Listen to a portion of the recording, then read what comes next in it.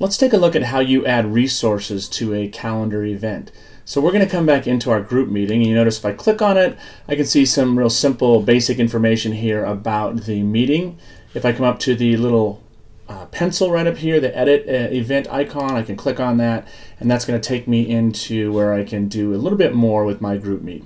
Now the first thing I want to show you how to do is how do I add documents. So let's say we're going to plan this meeting and we need some information for folks to review before they come to the meeting.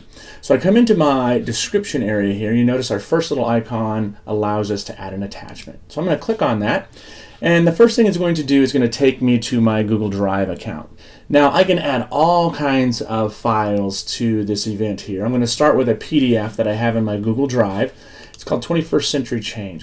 All I have to do is click on select that, and that comes into this description here. So now anybody who opens this event detail will be able to see this resource. So I'm going to come back to add another attachment. This just happens to be a Google Doc.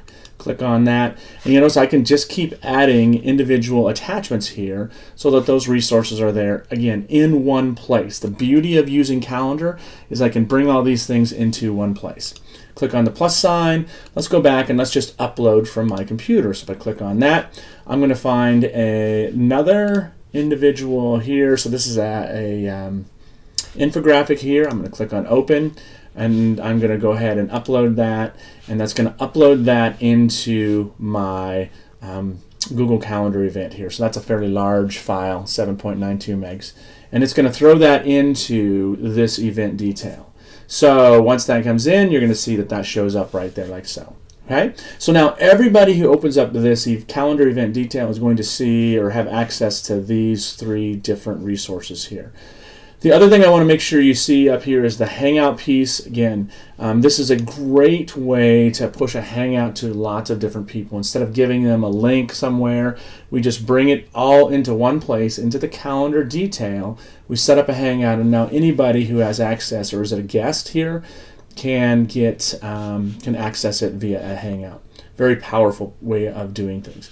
I'm going to click on Save. Notice what it does, it says, hey, you want to send these updates to the existing guests. I can choose to send those, and it's going to inform them that I've made some changes, but I'm not going to do that because this is a meeting that folks know I'm going to put out resources, so I'm not going to send that to individuals.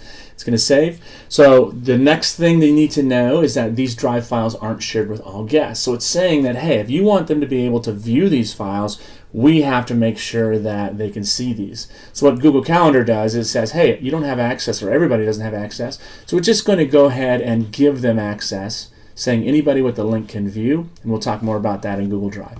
I'm going to share and save, and now every individual that's part of this meeting here, if I click on that, it's going to show this information again, but it's also going to show that there's access to these different individual documents here. So that's how you use Google Calendar to bring in resources for your meetings.